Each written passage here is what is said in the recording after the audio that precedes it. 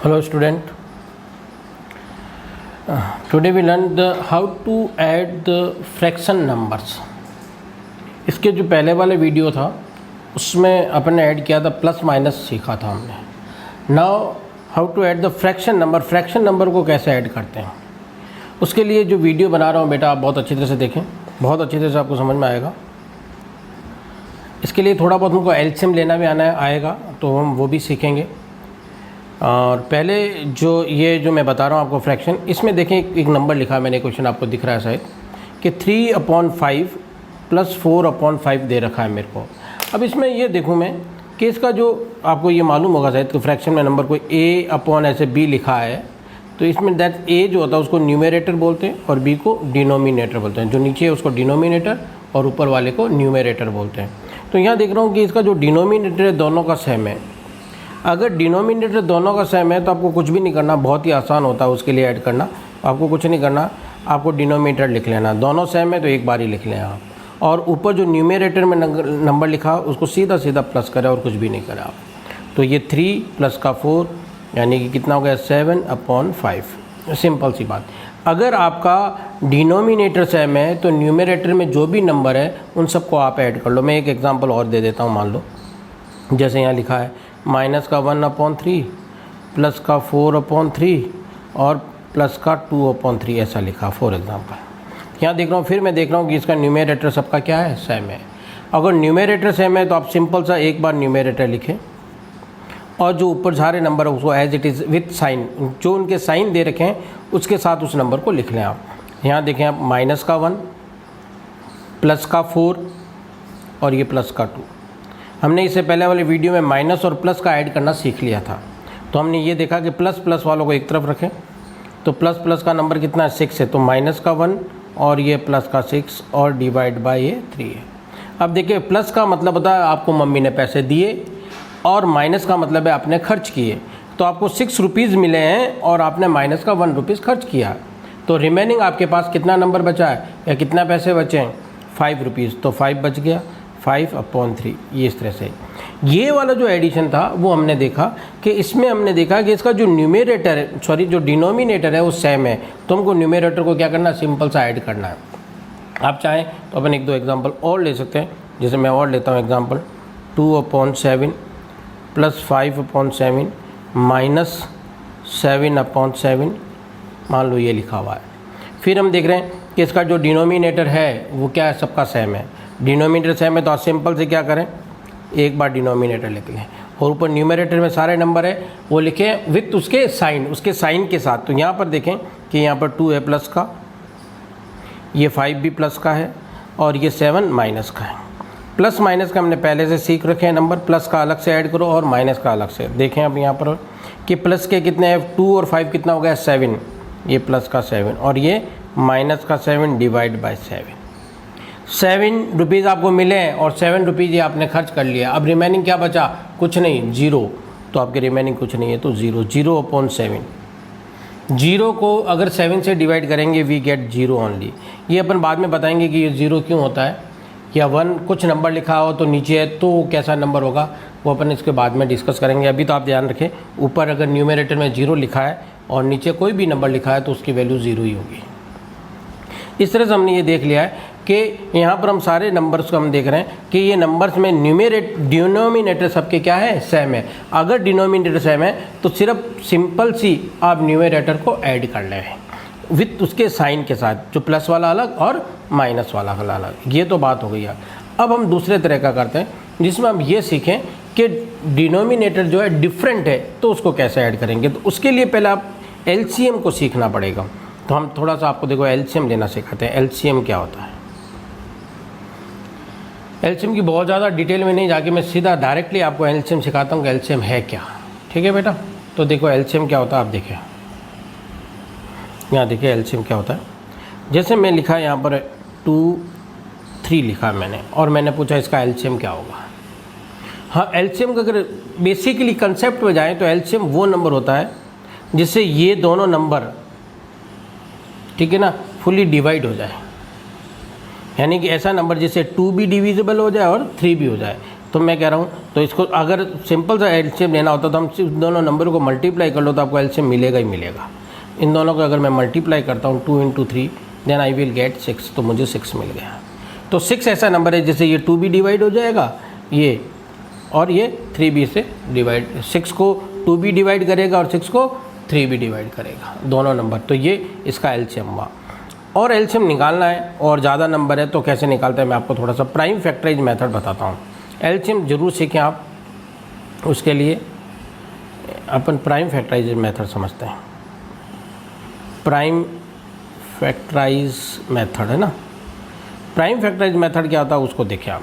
जैसे मैंने यहाँ लिखा है मुझे एलसीएम चाहिए 10 और 15 का एलसीएम चाहिए, मुझे 2 नंबर है, मुझे इसका एलसीएम चाहिए। तो अपन एलसीएम कैसे फाइंड आउट करते हैं ज़रा देखना बेटा। ये 10 लिखा आपने, इसके प्राइम फैक्टर कीजिए। प्राइम फैक्टर करता हूँ उसके 1, 10 को 1 से तो डिवाइड हो गई 1, 2 से और ये 5 से। डिवाइड करना नहीं आता आप इधर देखें, ये 10 लिखा, 1 तो आएगा सबके, 1 तो हर एक नंबर का मल्टीपल होता है। 2 से डिवाइड किया आपने इसको तो 5 आया, 5 से डिवाइड किया 1 आ गया। 1, 2 और 5, 1, 2 और 5 आ गया। अब मैं 15 की बात करता हूँ। 15 का एलसीएम क्या होगा, तो देखिए ज़रा 15 लेता हूँ मैं यहाँ पर, इसको हटा देता पर, मैं मान लो 15 नंबर है उसका एलसीएम लेना चाहता हूँ।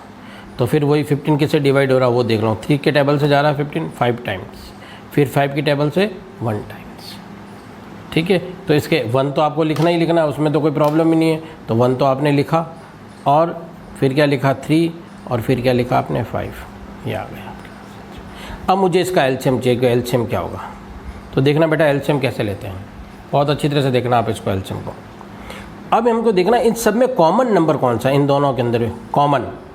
तो कॉमन की बात करूँ 1 दोनों में कॉमन है और 5 भी दोनों में कॉमन है। तो पहले तो कॉमन लिख देता हूँ 1 और ये 5, 2 बार नहीं लिखना है, ठीक है। इसका पेयर बन गया और वो पूरा ही लेना है आपको, ये ले लिया। अब आप अपने देखें अब कौन से नंबर बच गया, एक 2 और एक 3 दोनों बच गया। तो जो रिमेनिंग बच गया उसको भी आपको लिखना, 2 और ये 3 को भी लिखा आपने, ठीक। अब देखो क्या है एलसीएम, अब इन सबको मल्टीप्लाई कर लो।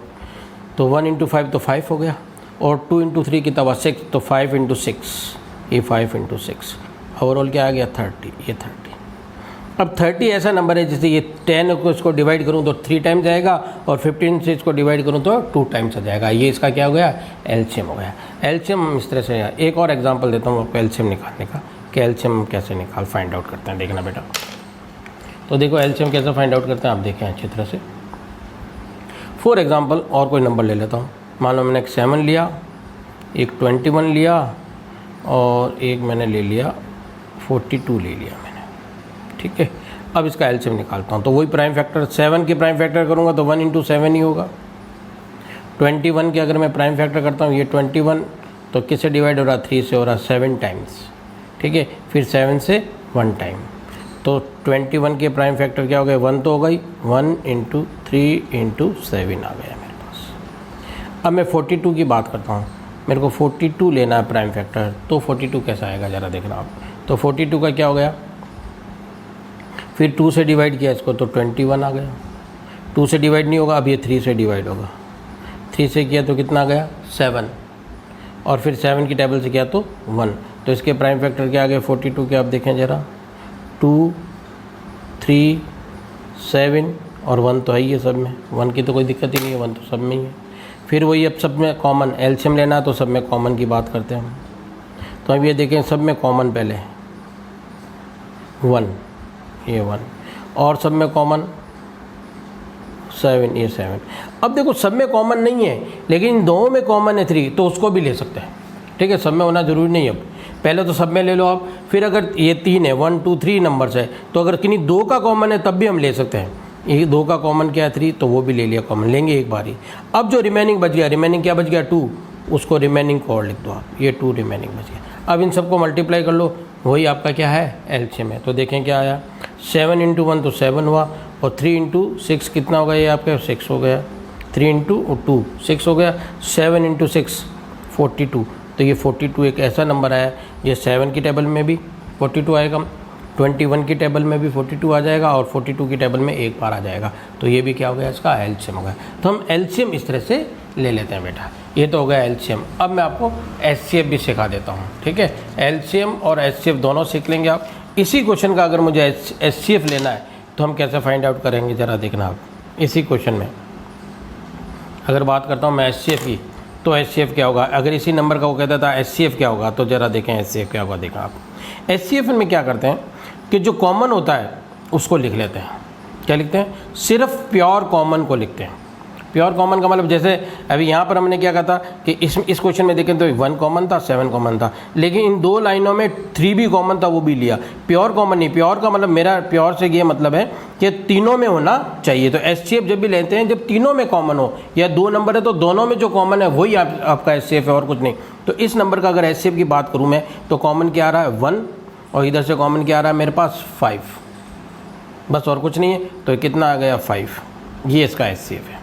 तो 5 एक ऐसा नंबर है जो इसमें भी आएगा और इसमें भी आएगा, यानी कि इसके प्राइम फैक्टर करूंगा तब भी 5 आएगा, इसके भी प्राइम फैक्टर करूंगा तब, यानी कि 5 इसको भी डिवाइड करेगा और इसको भी डिवाइड करेगा। ये हो गया एचसीएफ। इन नंबरों का अगर एचसीएफ की बात करता हूँ, एचसीएफ ऑफ ये नंबर की बात करता हूँ एचसीएफ, तो फिर इसमें देखता हूँ प्योर कॉमन की बात करता हूँ तो 1 और 7 सब में कॉमन है। अब ये 3 2 में कॉमन है, वो नहीं लूँगा। सिर्फ एचसीएफ में सिर्फ क्या करते हैं, सिर्फ और सिर्फ प्योर कॉमन लेते हैं और कुछ नहीं, यानी कि सब में होना चाहिए। तो 1 × 7 कितना आया 7, तो इसका एचसीएफ कितना हो गया 7 ऐसा नंबर है जो इसको भी डिवाइड करेगा, 7 इसको भी डिवाइड करेगा और 7 इसको भी डिवाइड करेगा। और एलसीएम क्या था, वो नंबर जिससे ये नंबर क्या हो जाएंगे, डिवाइड हो जाएंगे। तो एलसीएम और एचसीएफ में एक एग्जाम्पल और देना चाहता हूँ कि एक एचसीएफ का और एचसीएफ का एक एग्जांपल, सिंपल सा एक एग्जांपल और देना चाहता हूँ कि आप उसको देखें तो आपको थोड़ी सी बात और ज़्यादा समझ में आ जाएगी बेटा कि एचसीएफ क्या होता है। जैसे कोई नंबर आपके पास लिखा है फॉर एग्जांपल के नंबर है, जैसे फॉर एग्जांपल आपको नंबर जो 2 और 5 का एचसीएफ निकालना है, तो हम कैसे निकालेंगे 2 और 5 का एचसीएफ। तो देखिए 2 और 5 का एचसीएफ निकालने के लिए मुझे क्या करना पड़ेगा, तो वही प्राइम फैक्टर करता हूँ 2 के, तो 2 × 1 और तो कुछ होगा ही नहीं उसके फैक्टर। 5 के फैक्टर करता हूँ तो 1 × 5, 5 × 5 और कुछ फैक्टर नहीं। अब मैंने बताया एचसीएफ में क्या होता है, सिर्फ और सिर्फ प्योर कॉमन, सब में कॉमन होना चाहिए। तो इन दोनों में अगर कॉमन की बात करता हूँ तो सिर्फ क्या है 1 है। तो एचसीएफ इस नंबर का क्या हो गया मेरे पास 1। जब कुछ भी कॉमन नहीं होता तो 1 क्या होता है उसका एचसीएफ, ये भी आपको ध्यान रखना है। तो एचसीएफ हम इस तरह से फाइंड आउट करते हैं। तो एलसीएम और एचसीएफ में फ़र्क मेरे ख्याल से आपको बात समझ में आ गई होगी कि एचसीएफ और एलसीएम में क्या फ़र्क है। ठीक है बेटा, आई थिंक आपको एलसीएम और एचसीएफ समझ में आ गया है।